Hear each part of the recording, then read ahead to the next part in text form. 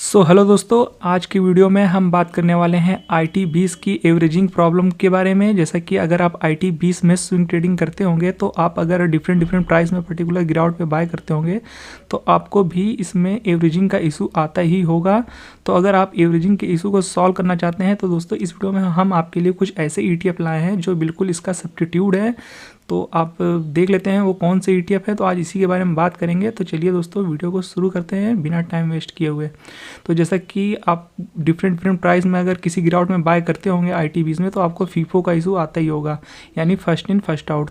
अगर different price पे bye करेंगे पर्टिकुलर गिरावट पे तो आपका सारा बाइंग एक एवरेजिंग पे आ जाता है। तो फिर आपको खुद कन्फ्यूज़न हो जाता है कि हमने किस प्राइस पे बाय किया था और मेरा टारगेट नेक्स्ट क्या है।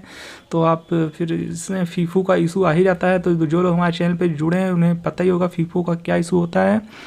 तो बाकी चलिए देख लेते हैं आप कैसे इस प्रॉब्लम को अवॉइड कर सकते हैं। जो फीफो की प्रॉब्लम है इसको कैसे बच सकते हैं इससे, और एवरेजिंग से कैसे बच सकते हैं। तो चलिए बात कर लेते हैं कैसे आप ये कर पाएंगे। तो दोस्तों जैसा कि आप यहाँ देख पा रहे होंगे हमने ग्रो का डीमैट अकाउंट खोल रखा है और यहाँ पे निफ्टी IT खोल रखा है। तो अगर आपको बता दें दोस्तों, अगर आपके पास ग्रो का डीमैट अकाउंट है तो बहुत ही अच्छी बात है। अगर आपके पास डीमैट अकाउंट नहीं है ग्रो का तो लिंक डिस्क्रिप्शन में अवेलेबल है, आप चाहें तो वहाँ से अपना डीमैट अकाउंट खुला सकते हैं। और ग्रो में डीमैट अकाउंट बिल्कुल फ्री में खुलता है, उसमें कोई भी आपको चार्जेस पे नहीं करना पड़ता है। तो चलिए वापस से आते हैं अपने टॉपिक पे और बात करते हैं इशू की। सबसे पहले बात कर लेते हैं क्या इशू आता है एवरेजिंग का। तो जिन लोग को नहीं पता है एवरेजिंग का क्या इशू आता है उनको भी बताना जरूरी है, वरना फिर वो कंफ्यूज रहेंगे वीडियो को देखने में।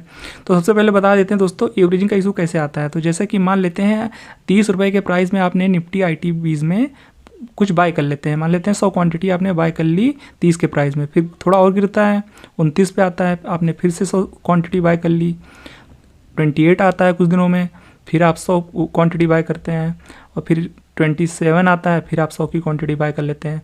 तो दोस्तों इससे सब आपने डिफरेंट प्राइस पे बाय किया है तो इससे आपका एक एवरेज हो जाएगा प्राइस, जो कि कुछ भी हो सकता है। अभी हमने कैलकुलेट तो किया नहीं, मान लेते हैं 28 के अराउंड आपका पूरा एवरेज प्राइस हो जाता है। तो अब इसमें इशू क्या आएगा दोस्तों, जैसा कि मार्केट 27 तक गया, अब जब वो उठना यहाँ से शुरू करेगा मार्केट, मान लेते हैं फिर से वो जाता है 28 पे। तो अब दोस्तों आप सोचेंगे कि क्यों ना मैं 27 वाली क्वांटिटी 28 पे सेल कर दूं और 1 रुपये पर शेयर का प्रॉफिट बुक कर लूं। तो आप 100 क्वांटिटी सेल करने जाएंगे तो आपको तो लगेगा मैं 27 रुपये वाले पे जो बाय किया था वो सेल कर रहा हूं, पर दोस्तों जैसा कि सारा एवरेज हो चुका है एक ही जगह पे, तो वो जो सेल होगा दोस्तों वो 27 पे जो आपने खरीदा वो नहीं होगा, सेल वो होगा जो आपने 30 पे खरीदा था।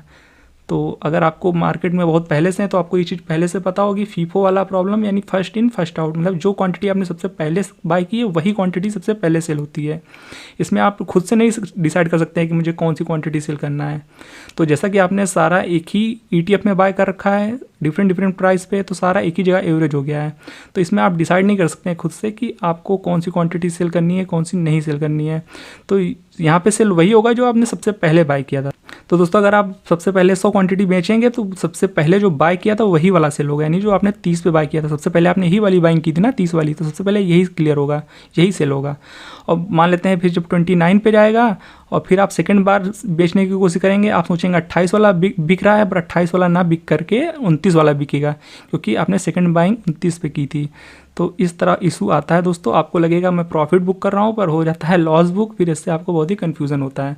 तो चलिए दोस्तों इसी के बारे में हमारा आज का वीडियो है, देख लेते हैं इसको हम कैसे इस प्रॉब्लम को सॉल्व कर सकते हैं एवरेजिंग को हटा के, और कैसे फीफो का सॉल्यूशन से हम बच सकते हैं। तो चलिए देख लेते हैं वो भी कि हम कैसे इस प्रॉब्लम से बच सकते हैं। तो चलिए नीचे हम देख लेते हैं। तो जैसा कि आप ग्रो में जब IT20 सर्च करेंगे, इसीलिए हमने ग्रो का प्लेटफॉर्म खोल के आपको समझा रहे थे कि ग्रो में जब आप IT20 लिख के सर्च करेंगे तो फिर जब आप इसके नीचे स्क्रॉल करेंगे इस ETF के नीचे IT20 के नीचे, तो दोस्तों आपको फिर नीचे यहाँ पे सबसे नीचे अब एक आपको ऑप्शन दिखेगा सिमिलर ETFs का। तो जैसा कि आपको यहाँ कुछ ETFs हो रहे होंगे, और ये जो चारों ये पाँचों ETF हैं ये सारे निफ्टी IT को ही कवर करते हैं, जैसे कि IT20। तो ये सारा IT सेक्टर के ही ETF हैं, सेम जैसे IT20 है। आप यहाँ नाम से ही पढ़ के समझ पा रहे होंगे, जैसे कि Axis Nifty IT ETF, Kotak Nifty IT ETF, Aditya Birla Sun Life Nifty IT ETF, SBI ETF IT और HDFC निफ्टी IT ETF। तो ये सारे पांचों ETF निफ्टी IT को ही कवर करते हैं, और इसमें बिल्कुल सेम IT20 जैसा ही है। बस दोस्तों इनमें किसी का प्राइस डिफरेंट है, आप यहाँ देख पा रहे होंगे। तो यहाँ पे आप जो देख रहे हैं ये इनका प्राइस है, इसका प्राइस तो बिल्कुल सेम है, कोटक निफ्टी आईटी का 29.68 चल रहा है, लगभग सेम है, इसका भी लगभग प्राइस सेम है, बाकी इन लोगों का कुछ डिफरेंट है प्राइस, तो आप यहाँ ध्यान रखिएगा। और उसके बगल में आप जो ये देख पा रहे होंगे ये उनका AUM साइज है, यानी एसेट अंडर मैनेजमेंट, ये करोड़ में है। 164 CR आप यहाँ देख सकते हैं करोड़, और यहाँ पे 164 इसका भी है, 131 करोड़, यहाँ 59 करोड़ और यहाँ 45 करोड़ इनका एसेट अंडर मैनेजमेंट है ये।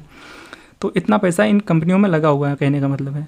तो दोस्तों आप क्या कर सकते हैं, आप ये 2 ETF को कंसिडर कर सकते हैं, कोटक निफ्टी IT ETF और SBI का ETF IT, क्योंकि इनमें थोड़ा सा वॉल्यूम अच्छा है बाकी 3 के कंपैरिजन में।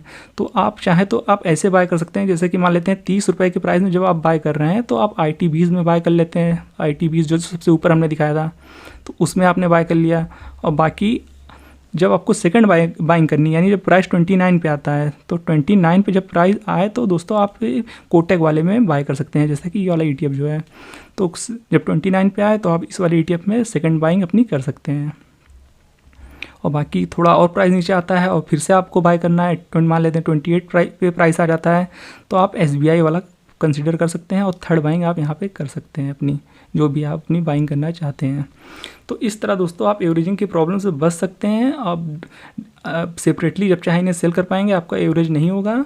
और बात कर लेते हैं कि जैसे कि अगर आपके पास 2 डीमेट अकाउंट है, एक मान लेते हैं ग्रो का डीमेट अकाउंट है और दूसरा मान लेते हैं जीरोधा का डीमेट अकाउंट है, तो 3 बाइंग तो आप ग्रो में कर पाएंगे, जैसा कि 3 ETF हमने बता दिया, एक IT20, एक कोटक IT ETF और एक SBI।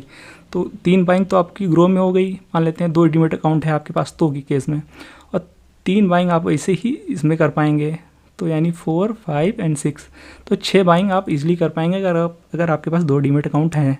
तो आप मार्केट में तो आपके पास 2 डीमेट अकाउंट तो ऑब्वियसली होगा ही, तो अगर आपके पास एक भी डीमेट अकाउंट है तब भी आप 3 बाइंग कर पाएंगे। तो बाकी दोस्तों आपको क्या करना है, जब भी आप किसी भी एक ETF में बाय करेंगे तो आप उसके साथ साथ सारे ETF के प्राइस नोट कर लें।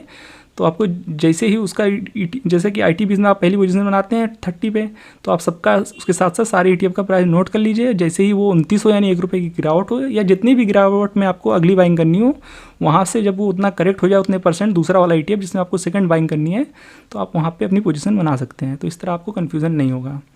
तो बाकी दोस्तों इसमें एक बार अपना वॉल्यूम जरूर चेक कर लीजिएगा। ये 2 ETF जो हम आपको बता रहे हैं, वैसे तो हमने चेक किया था तो थोड़ा ठीक ठाक इनका वॉल्यूम था, पर एक बार आप अपने से भी इसमें एक बार वॉल्यूम जरूर चेक कर लीजिएगा कि आपका जो भी इस वॉल्यूम में आप जिस भी वॉल्यूम में आप इस ETF में ट्रेड करते हैं, तो आप उतना वॉल्यूम ETF में है या नहीं है।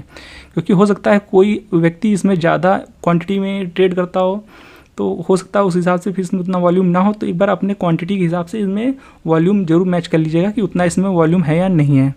तो दोस्तों ये वो तरीका था जिससे आप अपना एवरेजिंग और फीफो यानी फर्स्ट इन फर्स्ट आउट वाली प्रॉब्लम से सॉल्व कर सकते हैं। तो दोस्तों अगर आपको ये वीडियो पसंद आया हो तो वीडियो को लाइक और चैनल को सब्सक्राइब करना बिल्कुल भी मत भूलिएगा। बाकी अगर कोई क्वेश्चन हो तो आप कमेंट में पूछ सकते हैं। तो ये था दोस्तों इस वीडियो में, मिलते हैं नेक्स्ट वीडियो में, तब तक के लिए keep learning and be discipline.